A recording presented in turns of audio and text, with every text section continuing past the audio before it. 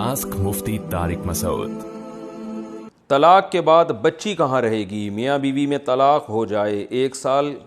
سالہ بچی بھی ہو، وہ باپ کے پاس رہے گی یا وہ ماں کے پاس؟ قاری زاہد صاحب چنیوٹ سے۔ دیکھیے، بچی جب تک چھوٹی ہے ماں کے پاس رہے گی، جب 9 سال کی ہو جائے تو باپ کے پاس آئے گی، اور جب تک چھوٹی ہے ماں کے پاس رہے گی، مگر باپ جب چاہے گا بچی سے ملاقات کرے گا، ماں بچی سے ملاقات پہ روک نہیں سکتی۔ اور فقہاء نے یہاں تک بھی لکھا ہے کہ ہفتے میں 1 دن مکمل باپ کے ساتھ بھی رہ سکتی ہے اگر باپ چاہے۔ جیسے ہفتے میں 1 دن باپ چاہتا ہے کہ آج 24 گھنٹے بچی میرے پاس رہے گی، تو ماں نہیں روک سکتی اس کو، تو مستقل ماں کے پاس رہے گی،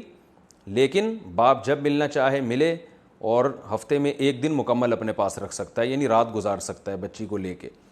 اور جب بچی 9 سال کی ہو جائے تو پھر باپ کی کسٹڈی میں آئے گی وہ، اور باپ کی کسٹڈی میں ہونے کے بعد پھر وہی کچھ ہوگا جو پہلے ہوا تھا، یعنی ماں جب چاہے گی بچی سے ملے گی، اور ہفتے میں کم از کم 1 دن بچی ماں کے ساتھ بھی رک سکتی ہے، باپ روک نہیں سکتا، لیکن مستقل جو رہے گی وہ باپ کے پاس۔ اس دوران سارا خرچہ باپ کے ذمے ہے، چاہے وہ ماں کے پاس رہے یا باپ کے پاس رہے۔ تو یہ شریعت کا ایک لگا بندہ اصول ہے۔ آج اس اصول کی دھجیاں اڑائی جاتی ہیں، جس کی لاٹھی اس کی بھینس، اس پر عمل کیا جاتا ہے۔ ماں نے اگر بچی کو رکھ لیا تو ماں کے پاس ہی ساری زندگی رہتی ہے، باپ سے ملنے نہیں دیتی، ملنے دیتی ہیں تو عدالتوں میں جا کے، باپ کے لیے غیرت کے بڑا خلاف ہوتا ہے کہ عدالت کے کٹہرے میں کھڑے ہو کر اپنی بیٹی سے ملے یا بیٹوں سے ملے، اس چیز کو مائیں نہیں سمجھتی ہیں۔ تو جس کی لاٹھی اس کی بھینس والا حساب چل رہا ہے۔ ماں کو چاہیے کچھ اللہ کا خوف کرے، کیونکہ میرے سامنے جو کیسز آ رہے ہیں زیادہ تر شہروں میں، گاؤں دیہاتوں میں تو الٹا ہوتا ہے، باپ چھین لیتے ہیں، لیکن جو شہروں میں کیسز آ رہے ہیں، مائیں طلاق کے بعد بچوں کو باپ سے چھین لیتی ہیں، اور باپ کے خلاف ان کو ورغلاتی بھی ہیں، اور عدالت میں باپ بیچارہ کیس کر کے ملتا ہے تو خرچہ سارا باپ کے ذمے ہوتا ہے، حتیٰ کہ عدالت لانے لے جانے کا خرچہ بھی باپ کے ذمے ہوتا ہے، لیکن نہ باپ کی مرضی سے ان کی تعلیم، نہ باپ کی مرضی سے ان کی تربیت، اور وہ ساری زندگی بچے باپ کی کسٹڈی میں آتے ہی نہیں ہیں، رات بھی نہیں گزارنے دیا جاتا ان کو باپ کے ساتھ کہ چلو جی اتوار کی چھٹی ہے، باپ ان کو لے جائے، اپنی ماں سے ملائے، یعنی بچوں کی دادی سے ملائے۔ یہ سب ظلم ہے جس پر ان خواتین کو قیامت کے دن جواب دینا پڑے گا اللہ کے سامنے۔ تو یاد رکھیں، جیسے ماں کے دل میں اللہ نے محبت رکھی ہے، باپ کے دل میں بھی محبت رکھی ہے۔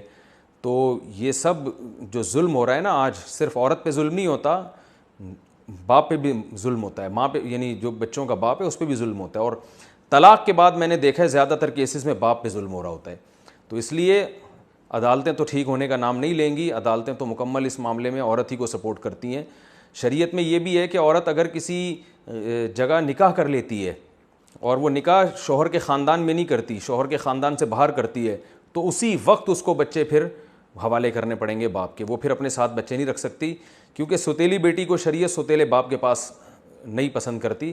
اوریجنل باپ جب موجود ہے تو سوتیلی بیٹی اوریجنل باپ کے پاس رہے گی، لیکن آج ان تمام حکام کی دھجیاں اڑائی جاتی ہیں، عدالت میں بھی اس پر عمل نہیں ہوتا، تو اور پھر خواتین فائدہ اٹھاتی ہیں اس کا۔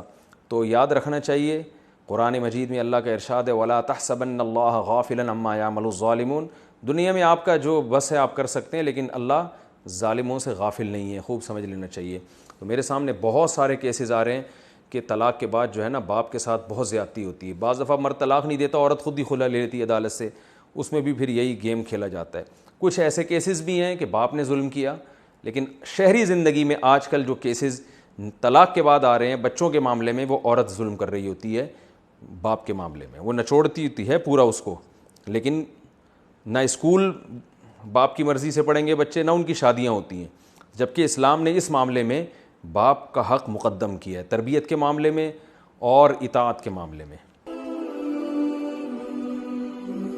آسک مفتی طارق مسعود۔